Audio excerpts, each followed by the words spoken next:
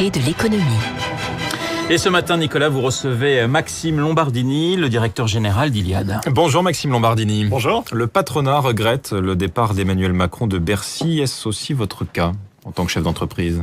Je peux juste dire que sur le numérique, le déploiement de la fibre, il s'est beaucoup engagé et que au début, on était sceptique sur ces réunions à 4 opérateurs où on se retrouvait entre ennemis dans la même salle. Et dans la durée, il y a eu pas mal de réunions et je pense que ça a été efficace. Donc oui, un petit regret. Après, c'est aussi probablement un bol d'air que d'avoir un discours nouveau. Il a fait avancer ce dossier de la fibre, justement, à vos yeux, qui doit permettre l'accès au très très haut débit pour les foyers français, Internet ?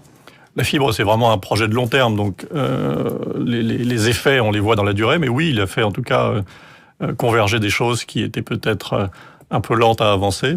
Il a fait également progresser toute la dynamique, ce qu'on appelle les zones blanches, les zones de couverture sur le mobile, sur les zones rurales. Là aussi, il a mis pas mal de sa bonne volonté et de sa bonne humeur. On reviendra sur ce dossier de la fibre, puisque vous avez tout de même quelques critiques formulées vis-à-vis d'Orange. Maxime Lombardini, Emmanuel Macron a été par ailleurs accusé d'avoir fait capoter le rapprochement entre Orange et Bouygues Telecom au printemps dernier, opération qui devait permettre à Free de mettre la main à bon compte sur une partie des fréquences de Bouygues Telecom. Quel est votre sentiment avec le recul ? C'est un peu d'histoire ancienne maintenant, mais je crois que c'était une opération qui était extrêmement compliquée en tant que telle. Donc affecter la responsabilité de l'échec à l'un ou à l'autre n'est pas pertinent. Voilà. Quand vous devez partager les actifs d'une entreprise entre 3 autres entreprises concurrentes avec l'État actionnaire, ça fait quand même beaucoup de paramètres. Quand en plus de ça, il faut le faire sur une période de temps très courte, vous arrivez vraiment à la somme des complexités.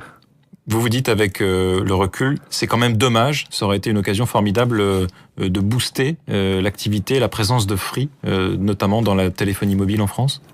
Si vous voyez nos résultats ce matin, je ne sais pas s'il faut vraiment avoir des regrets. C'était également, comme je vous le disais, une opération qui était compliquée, donc avec en plus l'instruction concurrence qui prend beaucoup de temps, donc vous restez en l'air pendant 1 an.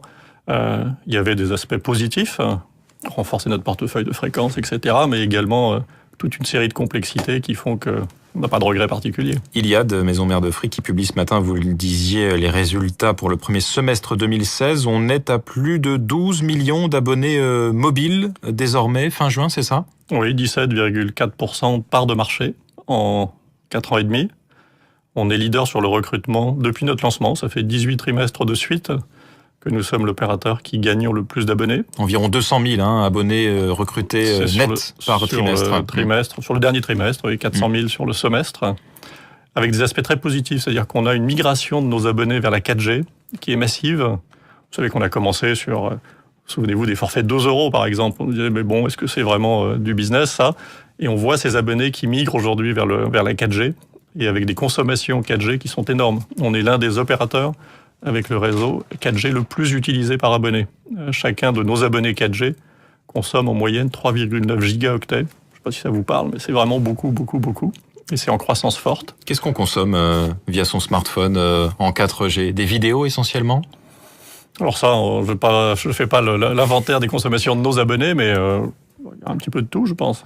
C'est difficile de vous décrire une typologie. Je pense que regarder la télévision sur son smartphone, ça reste quand même assez minoritaire. Mais toutes les consommations sont en croissance forte. Et aujourd'hui, le réseau est suffisamment robuste pour absorber cet appétit de consommation de data des consommateurs français ? Alors, on a quelque part une certaine chance, c'est qu'on a un portefeuille de fréquences 4G très important. On n'a pas de fréquences en 2G, on a peu de fréquences en 3G, parce qu'on est arrivé sur le marché 15 ans après nos concurrents.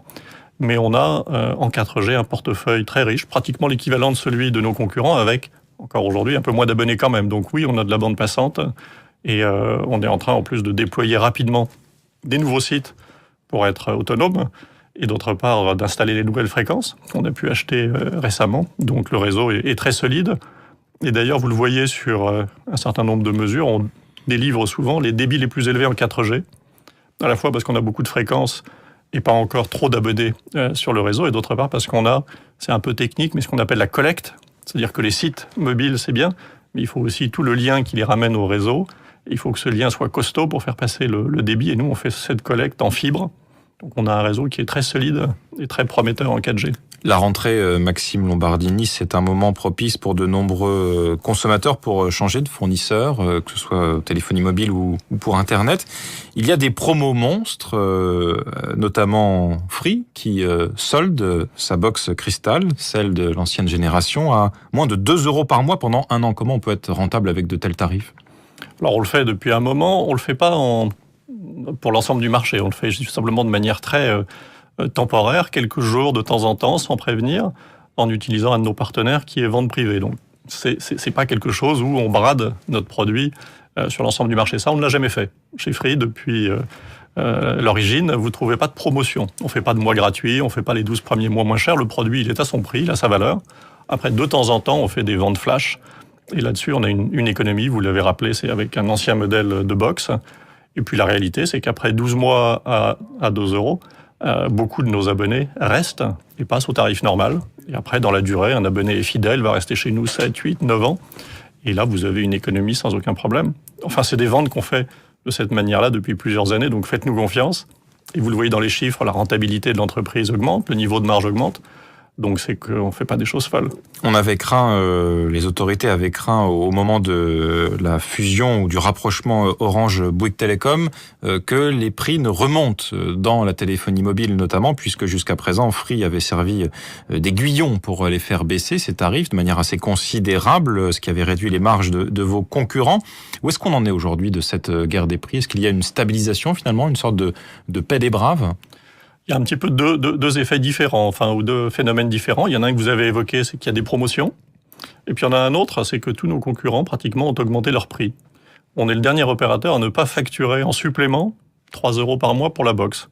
Sur les derniers mois, chacun de nos 3 concurrents... Bouygues l'a fait après avoir été très agressif dans l'Internet, effectivement. A augmenté un certain nombre de ses prix et a ajouté en plus, de manière entre guillemets discrète, mais comme d'autres, c'est pas le seul, la facturation de la box, alors qu'il n'y avait pas de coût nouveau, donc c'est une augmentation, malgré la concurrence. Donc consolidation n'est pas forcément phénomène de hausse des prix, et concurrence, vous avez besoin d'avoir toujours un maverick, un aiguillon que nous sommes, et nous n'avons pas augmenté nos prix. L'une des faiblesses d'Iliad, c'est son absence à l'international jusqu'à présent. Il est question d'une entrée sur le marché italien, qu'en est-il ? On aura l'autorisation ou pas, la décision de l'Union européenne, je pense, cette semaine, sur l'ensemble de la fusion entre 2 opérateurs en Italie, qui nous permettrait d'accéder à ce qu'on appelle, dans le langage concurrence, à un ensemble de remèdes, c'est-à-dire des actifs qui permettent de rétablir la concurrence malgré la consolidation sur le marché italien. Donc c'est des fréquences, des sites, un accord d'itinérance 2, 3, 4G de 10 ans. Vous voyez, quand on repense au débat français, notre malheureux petit accord sur la 2 et 3G et qui fait tant débat. En Italie, la Commission européenne, qui est quand même garante de la concurrence, et je crois qu'on ne peut pas lui faire de procès en défaut sur ce thème, elle nous donne 10 ans d'itinérance avec 2, 3, 4G, voire 5G le jour où c'est disponible, et avec des tarifs qui sont infiniment inférieurs à ceux qu'on a en France. Donc on a pour l'Italie, si cette opération est autorisée, un beau package qui nous permet de devenir 4e opérateur dans la durée. Et c'est un marché qui est assez attractif, probablement moins équipé, moins avancé que la France quand on a démarré. Mais attractif quand même. Attractif quand même. Toute dernière question en 10 secondes. Les Échos affirmaient hier que Free pourrait s'associer à Canal pour distribuer une partie du bouquet Canal Sat. Vrai ? Faux ?